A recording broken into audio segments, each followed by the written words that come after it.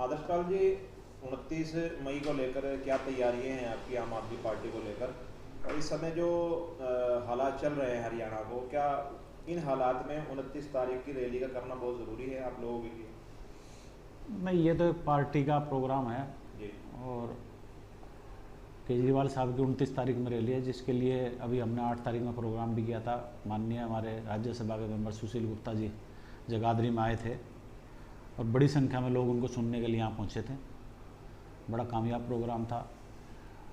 29 तारीख की रैली तो हरियाणा में जो एक बदलाव आना, देश के अंदर जो बदलाव है उसको, हरियाणा को बदलने का जो बिगुल बजना है वो कुरुक्षेत्र से बजना है। तो उसके लिए तो मैं अब सभी अपने लोगों का, अपने दोस्तों का, भाइयों का, रिश्तेदारों का, जो भी लोग मेरे टच में है, मैं सभी से आह्वान करूंगा, कोई भी आदमी 29 तारीख को घर में ना रहे। हम सुबह यहाँ से 8 बजे कूच करेंगे, भारी संख्या में करेंगे। उसके लिए तो मेरा हाथ जोड़ कर प्रार्थना कि उस दिन अपने साधनों को लेकर आप सुबह ही 8 बजे जेल चौक, हमारा जो बाईपास पे नया बाईपास जो बना है, वहाँ सुबह हम इकट्ठे होंगे और वहाँ से हम निकलेंगे। रही बात, आपने कानून व्यवस्था की बात की, हरियाणा के अंदर जो चल रहा है, हरियाणा की सरकार को हम फेल मानते हैं इस चीज़ के अंदर। एक तरफ तो कहते हैं हम राम राज्य ले आए। अभी मैं एक भाषण देख रहा था, एक मंत्री जी हमारे यहाँ भाषण दे रहे थे, अनाज मंडी के अंदर प्रोग्राम था, सीएम साहब वहाँ बैठे थे, कि हरियाणा की कानून व्यवस्था की देश के अंदर चर्चा होती है। बिल्कुल देश के अंदर चर्चा होती है, विदेश में भी चर्चा हो रही है आपकी। हर रोज़ मर्डर हो रहे हैं। आज भी एक इंसान का मर्डर हुआ।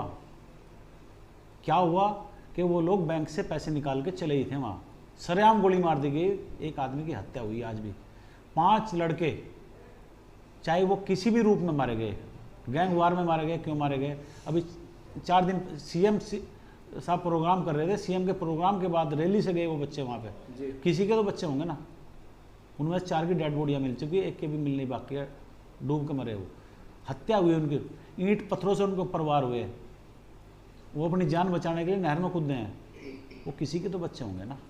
कितने घर उजाड़ोगे आप? जानू हत्याकांड हुआ, उससे पहले ज्वेलर हत्याकांड हुआ, कितने हत्याकांड करवाओगे आप? कौन लोग हैं इसके पीछे? कौन उनका बचाव कर रहा है? उसका जवाब दो।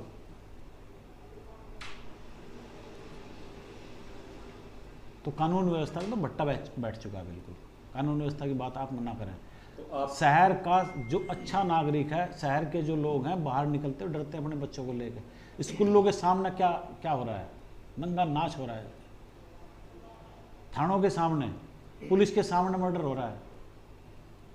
हमारे गृह मंत्री जी तो अपने आप को गब्बर भी बोलते हैं, गब्बर का डर बिठाते हैं, तो लेकिन वो डर और दहशत बदमाशों के अंदर क्यों नहीं हो पा रही? नहीं, गब्बर तो देखो बीमार है।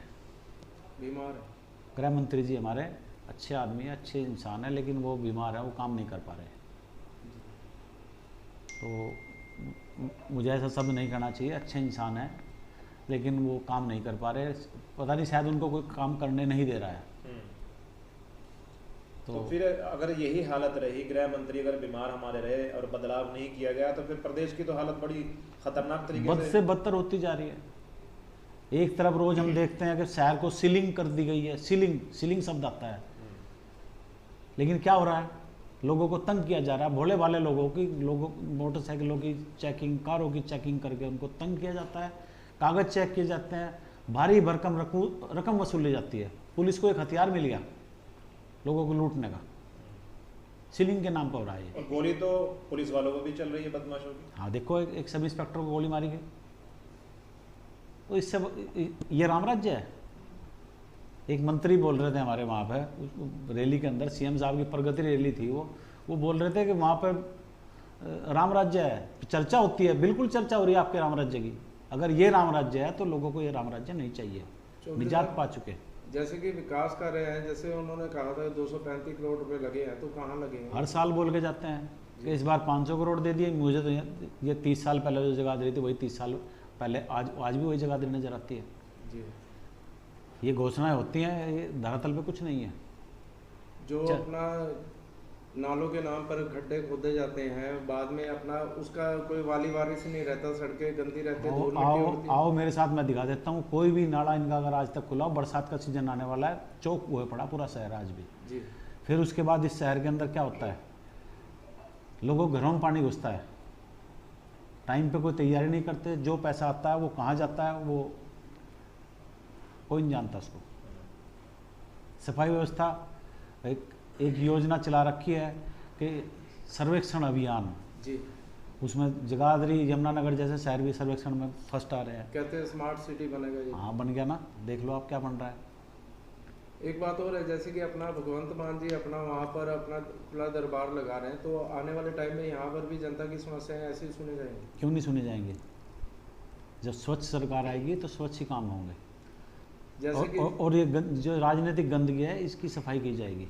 जैसे कि दिल्ली में बुलडोजर चलाए जा रहे हैं, 6000 अपना घरों के लिए अभी जो नोटिस आया हुआ था, तो उसमें केजरीवाल सरकार का क्या? केजरीवाल सरकार का उसके अंदर है, उसका एमसीडी का रोल है। अच्छा, दिल्ली महानगर निगम के जो होते हैं वो उस पर टोटल बीजेपी के सत्तासीन है उसके अंदर, बीजेपी के मेयर हैं। कुछ हद तक ठीक है, जो जैसे कि अपना गरीब परिवारों के मकान तोड़े जा रहे हैं। नहीं, या तो उनके लिए व्यवस्था कीजिए आप जी, नहीं तो आप उनको कैसे तंग कर रहे हो? जो लोग अपना गुजर बसर कर रहे हैं कहीं भी रह के, और अगर आप इस भारत देश को देखोगे तो ये तो 80% अनऑथराइज्ड है।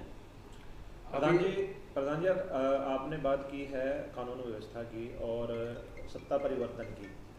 बीजेपी कांग्रेस हरियाणा में जो है सत्ता चला रही है, एक चला के जा चुकी है, दूसरी चला रही है, तो आपकी आम आदमी पार्टी जनता की कसौटी पर कैसे खरी उतरे? क्या उम्मीदें लगाएं आप लोगों से? आप दिल्ली मॉडल देख लीजिए ना, हमारा पंजाब मॉडल देख लीजिए। जिस दिन से पंजाब के अंदर तो बहुत समय नहीं हुआ, अभी 1.25 महीने सरकार बने हुए हैं, आप पंजाब के अंदर देख लीजिए, भ्रष्टाचार के ऊपर एकदम लगाम लगाया है, एकदम बिल्कुल। और उसके अंदर कोई ये नहीं वहाँ कोई पुलिस अफसर चेंज हुआ या कोई वहाँ पे अमेरिका से अफसर आगे उठ के गया, ऑस्ट्रेलिया से अफसर आ गया, वही अफसर है, वही भ्रष्टाचार पे तो लगाम यहाँ भी है। मनोहर लाल कहते हैं कि भ्रष्टाचारियों का काल मनोहर लाल। हाँ बिल्कुल है। अगर भ्रष्टाचारियों का काल मनोहर लाल है तो अभी आज मैं सुबह अखबार देख रहा था, वहाँ पर नारनौल के अंदर विजिलेंस ने रंगे हाथों अभी 2 थानेदारों को पकड़ा।